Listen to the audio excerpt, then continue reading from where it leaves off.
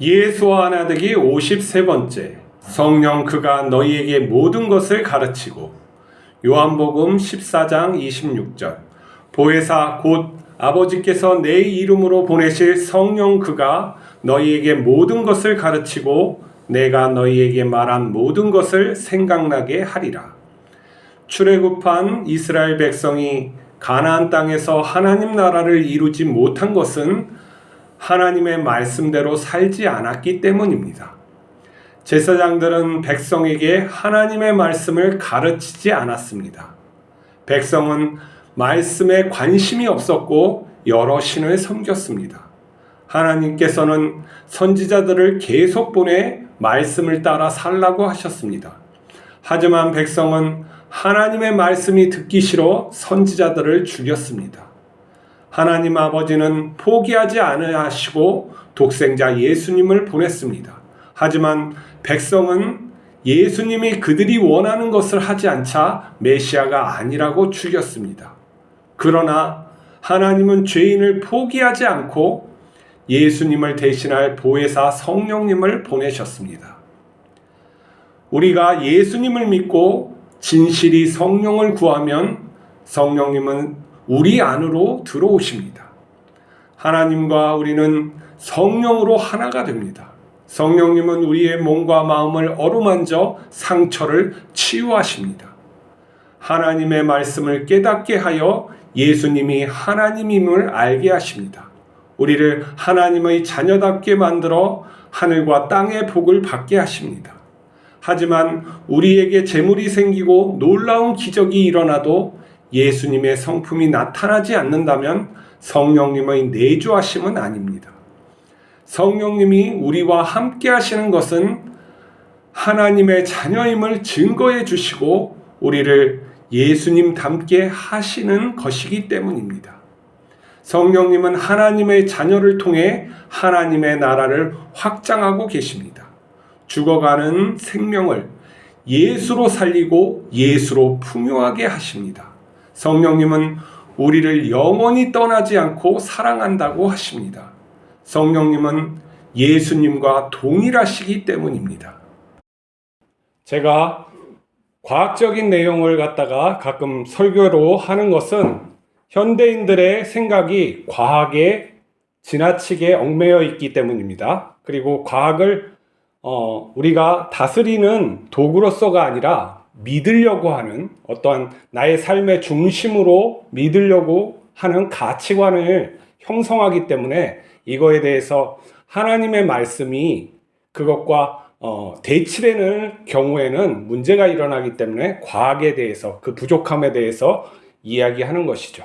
자, 과학의 법칙 중에 연력학 법칙 그리고 엔트로피 법칙이 있습니다. 무엇이냐면은 이 세상의 모든 물질은 높은 거에서 낮은 걸로 에너지가 흘러가고 또 질서가 잡힌 것에서 또 무질서하는 쪽으로 흘러가게끔 되어 있다는 것이죠. 온도가 떨어진다는 거예요. 그리고 그냥 놔두면 흩어진다는 거예요. 그게 뭐냐면 시간이 지나면 지날수록 어떻게 되냐면은 이 우주는 식고 굳어져서 죽어간다는 그런 말이에요. 그렇게 흘러가고 있어요.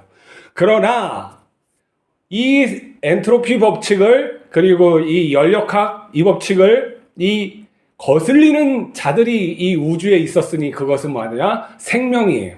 생명은 어떻게 해요? 자기를 복제하고 심지어 발전시키기도 하죠. 그리고 그 생명 속에서 어떤 것이냐면 고도화되는 지능을 가진 동물들이 나오기도 해요. 그러면은 이 우주하고 이 우주의 질서라는 이 물리 법칙이 이 생명에겐 적용이 안 되는 거예요. 그런 게 있다는 거죠. 지금 생명은 특별하다는 거예요.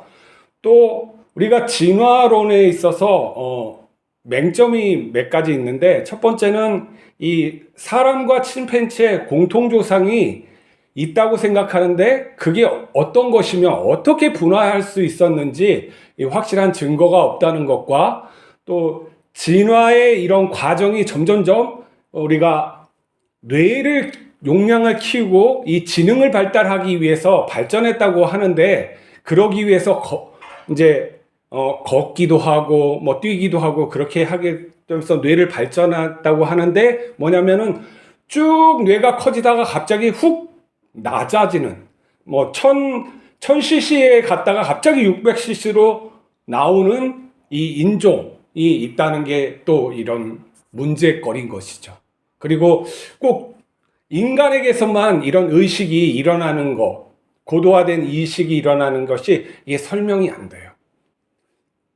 그러니까 우리가 잘 걷기 위해서 골반을 갖다 휘어지게 했다는데, 그러면은 이게 자식을 낳기 위해서는 굉장히 위험한 것이거든요. 근데 왜 그걸 감수하면서까지 인간이 두뇌를 갖다가 스스로 키웠느냐? 이거는 설명하기가 좀 어려운 부분인 거죠. 진화론에서도. 그게 생존을 위해서 우리는 한다고 하는데 그렇지 않다는 것이 나오고, 또 꼭 머리가 계속 커져야지만 지능이 높아지는 게 아닐 수 있다는 게 자꾸 나와서 사람을 좀 당황하게 만드는 거예요.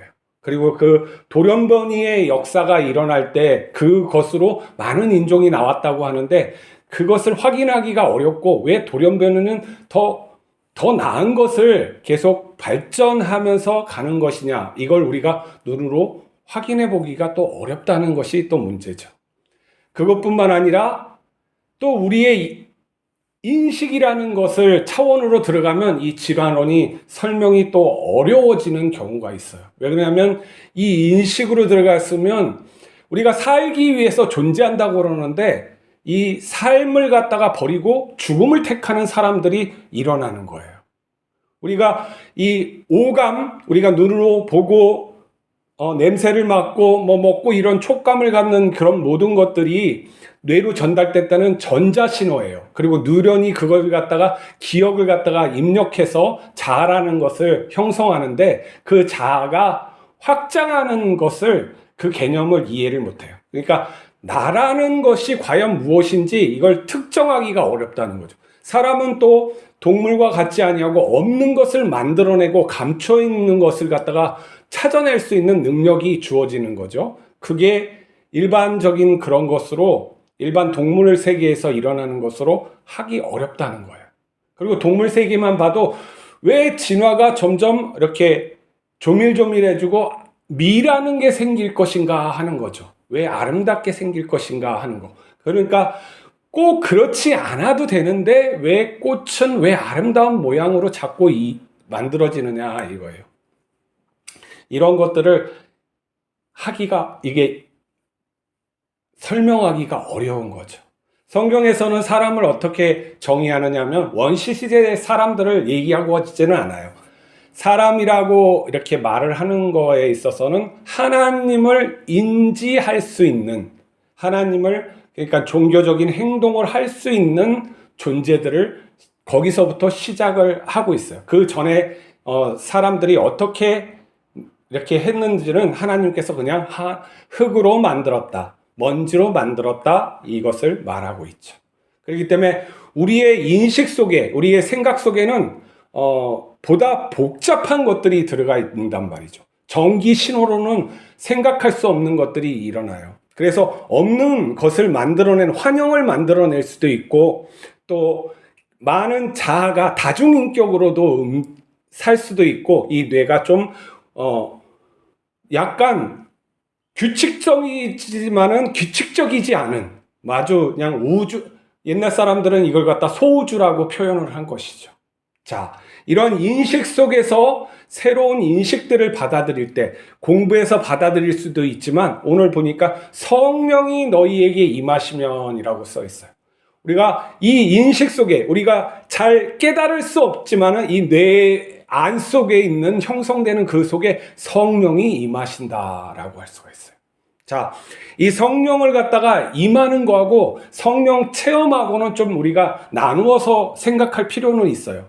이거 어떤 거냐면, 문둥병자가 예수님께 치료를 다 받았어요. 10명이 다 치료를 받는데 한 사람이 돌아오죠. 우리는 그걸 성령의 역사하심이라고 하는 것이지 성령을 받았다고 그러진 않아요. 그것처럼 우리가 어떤 교회에서 어떤 일을 할 때 성령을 갖다 체험할 수는 있는데 받았다라고 확인할 수는 없어요. 그건 어떤 현상으로 우리가 증명이 되냐면은 뭐냐면 성령을 받았다. 성령의 주권으로 그 사람이 변해가는 거예요. 어떻게 변해가냐면 예수님에 닮게 변해가는 거예요. 구원받은 자의 성령의 임한 자의 그 삶은 무엇이냐면은 내가 내 삶을 주체적으로 이끌어가는 그런 것도 있지만 그보다는 성령님께서 갈고 닦고 때려서 잡고 예수님의 길로 가고 예수님 닮게 하신다는 것이죠. 그래서 성령 체험과 성령의 임재하심을 좀 구분해서 볼 수가 있어요. 구분해서 봐야 되는 것이죠. 그러면 우리 자신한테 한번 물어볼 수가 있어요. 나는 성령을 받았느냐? 그리고 성령께서 내주하시고 내가 예수님을 닮게 하느냐, 닮게 하시고 계시느냐 하는 거죠. 우리가 물론 예수님을 닮는 그 노력도 하겠지만 하나님 예수님이 이 성령을 주심으로써 성령님이 강권적으로 이끄시는 것이 더 중요하기 때문에 그러는 거죠. 그래서 내가 옛날부터 예수님을 과거보단 지금이 예수님을 더 닮았느냐 자기를 곰곰이 돌아보면 나에게 그러한 인격적인 형상과 또 평안함이 있을 때는 그러한 것이 내가 성령님의 내주하심이구나 하고 말할 수가 있어요. 또 이제 확인할 수 있는 건 다른 사람에게도 들릴 수 있는데 교회 사람들이 아니라 내 가족에게 확인받아야 돼요. 내 아내나 또 내 남편 그리고 내 자식들이 나에 대해서 어떻게 생각하는지 한번 물어보는 거. 솔직하게 내가 예수님 닮은 것 같아? 아니냐? 기냐? 이걸 물어보는 거에 더 중요한 거죠.